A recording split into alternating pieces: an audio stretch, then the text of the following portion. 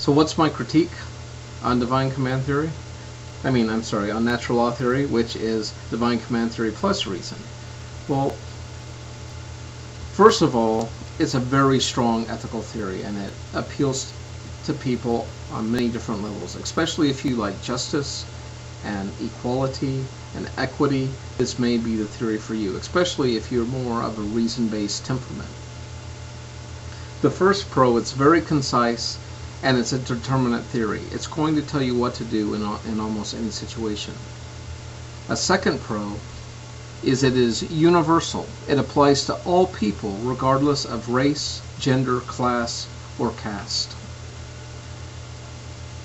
This is a huge plus for natural law theory, in that whether you're a peasant or a king, a pope, or a layperson, the same rules apply to everyone. And this was pretty revolutionary for the 13th century.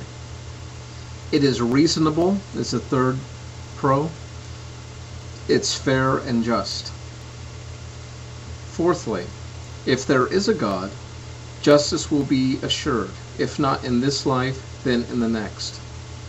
Divine command theory rests on the idea that there is a sovereign God and that God has provided these laws.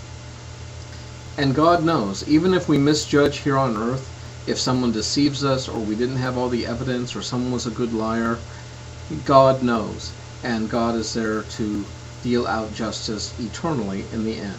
So even if errors are made in this life, God will make sure the innocent are vindicated and the guilty are punished.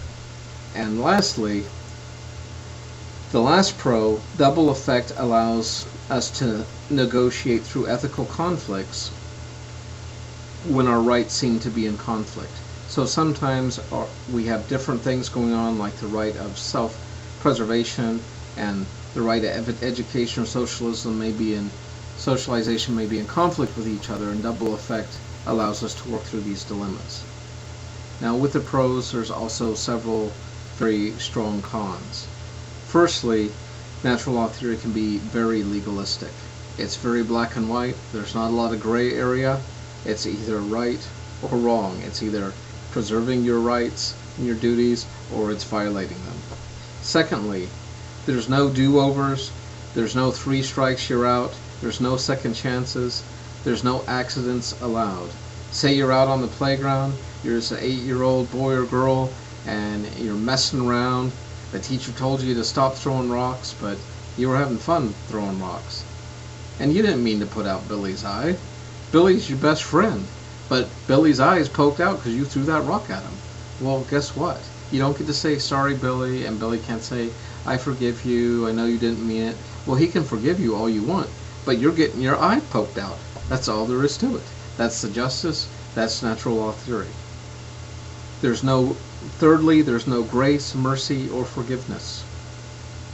You may have really good reasons for speeding or breaking other social laws, human laws that have been set up to protect socialization, like traffic lights and speed limits. But even if it was for a good reason, racing your friend who had a chainsaw accident to the hospital, or your pregnant wife, if you still run that old lady over in the intersection, you're still going to have to forfeit a life for a life. Fourthly, it was written in the 13th century, and some of the conclusions seem to violate our moral sensibilities, like in the case of the tubal pregnancy. Part of this is because in the 13th century, if you had a tubal pregnancy, either there was going to be a miracle and God was going to save you, or the person was going to die. Because of a lot of modern day technology and medical procedures, we have other options now. And I don't know if Thomas Aquinas was writing today, if he would say, well, there needs to be another qualifier, or there might be another way to reason or work things out. And so I'll give him that. I think that's fair enough. But it does seem to violate some of our ideas of what do seem right and wrong. And this will become a huge problem, you'll see, for many theories when we try to bring them into the modern era. What may have worked well in the past could have serious consequences that weren't foreseen back in the time that they were written. And lastly, because it is a reason-based theory, it can be rationalized, which makes it subjective. And And what do I mean by it can be rationalized? Well, if you have a good enough reason and you work at something long enough, by using double effect and forfeiture, I think if you're clever enough, you could rationalize almost any behavior you wanted to. Also, in double effect, who gets to say what's a serious enough situation? Does Thomas Aquinas get to say what's serious enough? Does the Pope get to say what's serious enough? Does society get to say what's serious enough? Does God get to say what is serious enough situation? I mean, where is that coming from? And that leaves some ambiguity. What may seem like a serious enough situation to you may seem utterly ridiculous and far-fetched to me. Let me give you an example how reason can be used. One of my students came up with this the other day, this idea of birth control. Birth control on the surface seems to violate natural law theory and this idea of procreation. Not only it is a right, but it is a duty to procreate. And this is where the Catholic Church, even to this day, gets its teachings against birth control. But what if a young woman says, well, I'm not taking birth control to prevent pregnancy, I'm taking birth control because I get really bad menstrual cramps, it helps reduce the bleeding, it keeps me more regular, it helps my mood, it helps me be a better wife, it helps me be more social, and I can do the ministry of God, I can help others, and I want to have children. It's not to not have children, it's for these other medical conditions that affect my ability to socialize. Well, with double effect, that seems serious enough, it seems reasonable, and she's effectively circumvented this prohibition against birth control because she's taking birth control for a serious enough situation. Besides trying to violate her natural rights, she's trying to promote them. What's my personal opinion about natural law theory? Well,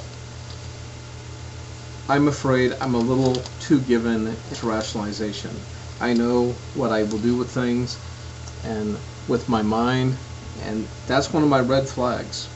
If something comes up and I believe I'm not supposed to do it, but I keep coming back to it and visiting it again and again, and I kind of massage it, work it with my reason, and you just keep getting in there.